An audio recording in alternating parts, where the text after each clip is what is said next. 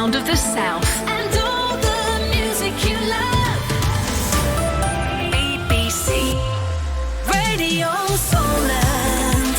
7 Pat Sissons. BBC Radio Solent. It's 7:41 and we're hearing from parents of autistic children in the South telling us that there isn't enough funding in mainstream schools to support them. Charities say the system is in crisis, with children who need support facing long delays before they receive it. Rebecca is from Christchurch and founded the non-profit organisation Awesome Archie with her 15-year-old autistic son Archie. They work with several schools in Dorset and Hampshire to provide free educational workshops and in-school support for autistic children. And this is their story.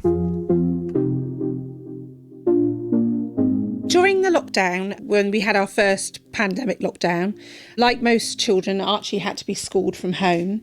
And although lots of parents were saying that this was really difficult for their kids and it was difficult for them, for us as a family, it was the first time that we saw Archie actually developing positively. His mainstream school that he was at were doing their best, but just like most mainstream schools, there's not enough funding.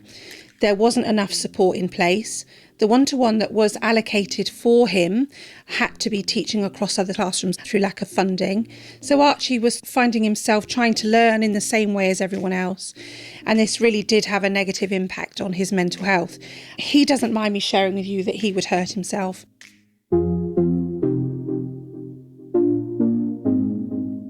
He stopped eating. So Archie has something called disordered eating, where it isn't a weight issue, it's not a control issue, it's when I'm feeling highly anxious, I cannot eat. He will vomit if he eats.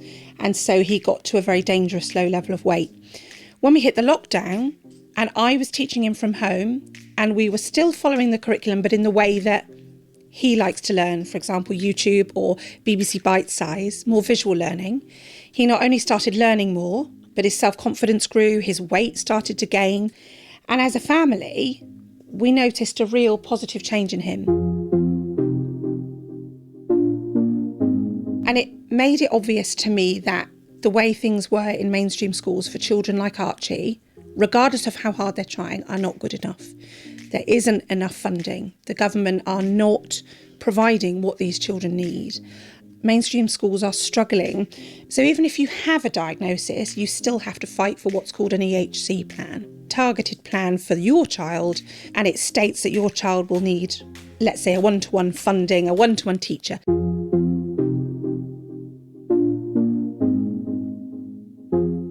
For someone like Archie, he may look now like he's not listening, but I can guarantee he's hearing everything we say. A teacher or a TA needs that knowledge that he's not being rude. This is his autism. Sadly, there's none of that training. Actually, you don't have to have any qualifications in autism awareness, ADHD awareness to become a TA, which is something that we're petitioning for, because most of the children who need a one-to-one TA are those children who have, either diagnosed or not, some kind of neurological difference. Nobody chooses to be born disabled. Archie will not live his life in the same way as his siblings, so he is at a disadvantage. Rebecca and Archie from Christchurch, founders of the non-profit organisation Awesome Archie, which supports autistic children, parents and teachers in mainstream schools in Hampshire and Dorset. Well, one of the schools Rebecca volunteers at is William Gilpin Primary School in Lymington. Simon Crouter is the head teacher there and he joins me now. Good morning, Simon.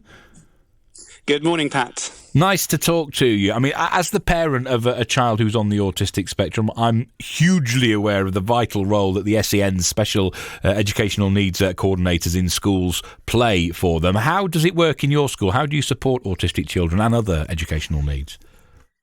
Well, really it's through a very dedicated and highly skilled staff team. They have to work with a lot of patience, a lot of understanding and a lot of compassion every single day. We adapt learning, we work closely with families and agencies. And I think really we've created a school community that has a very inclusive heart, and we value and appreciate everybody, especially children with additional needs. And it is really tough sometimes. There are tough days, but it's also really rewarding. Do you agree with Rebecca that there just isn't enough funding, though, for children with special educational needs in mainstream schools like yours? I do. I wholeheartedly agree with what Rebecca's saying there. We've heard lots of issues recently about school funding, teachers' pay, but I think the funding situation for SEN children is at crisis point.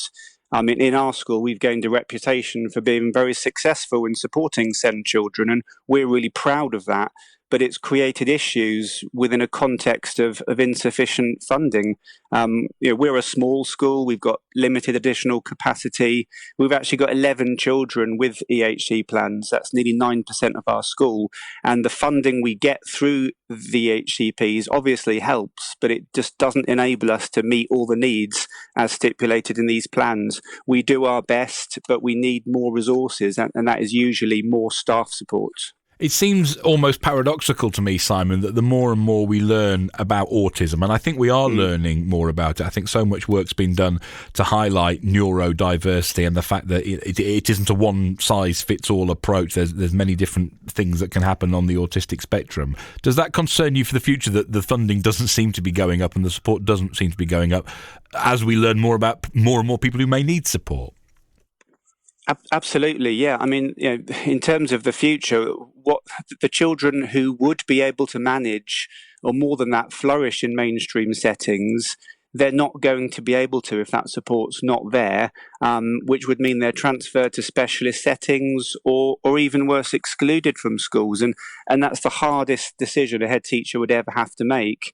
And I think that schools, especially primary schools, they're as much about learning how to socialise, learning how to work alongside peers, as it is learning English and math skills, because we're preparing these children for the adult world. And mainstream settings are the best place to do this for most children. So we want as many children as possible in mainstream settings, including children with SEND, but the support has to be there.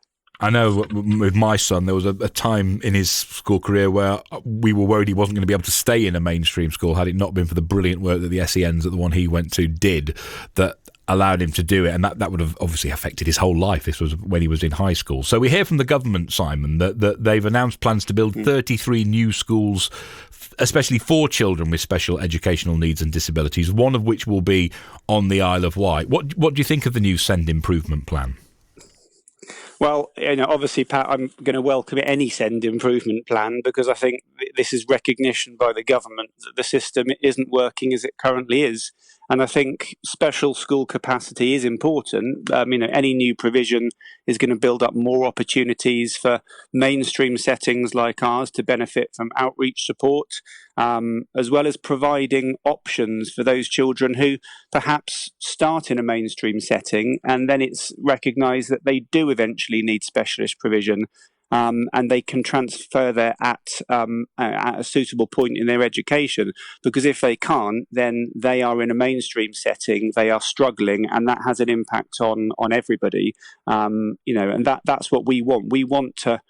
We have the absolute will to support and help these children, but I feel as though we just need the way, and that's the situation for us at the moment. Simon, thanks for coming on this morning. Simon Crouter is the head teacher of William Gilpin Primary School in Lymington, and as I say, the government has announced that it will build 33 new schools for children with special educational needs and disabilities, one on the island, and ministers say they're also boosting the number of special needs coordinators and educational psychologists as well. And you'll hear more about the work of Rebecca and Archie, awesome Archie, after 8 o'clock. Parents of autistic children in the South say there isn't enough funding in mainstream schools to support them. Charities say the system is in crisis, with children who need support facing long delays before receiving it. Rebecca from Christchurch founded the non-profit organisation Awesome Archie with her 15-year-old son. They work in schools in Hampshire and Dorset to provide free support for autistic children. She explained some of the problems her son encountered. There wasn't enough support in place. The one-to-one that was allocated for him had to be teaching across other classrooms through lack of funding. So Archie was finding himself trying to learn in the same way as everyone else. And this really did have a negative impact on his mental health. He doesn't mind me sharing with you that he would hurt himself. The Department for Education says it's promising £2.6 billion in funding to help deliver new places at SEND schools.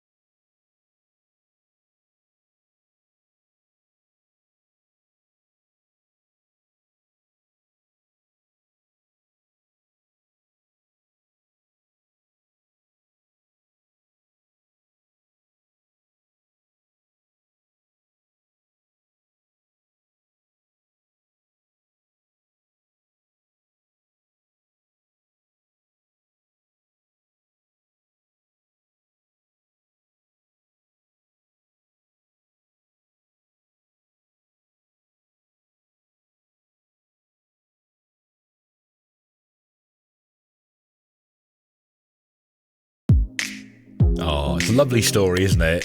Lovely lad, and his mum, Rebecca, gorgeous as well. Rebecca and Archie from Christchurch, who founded the non-profit organisation Awesome Archie, which supports autistic children, parents and teachers in mainstream schools in Hampshire and Dorset. Well, the government announced last week that it plans to build 33 new schools for children with special education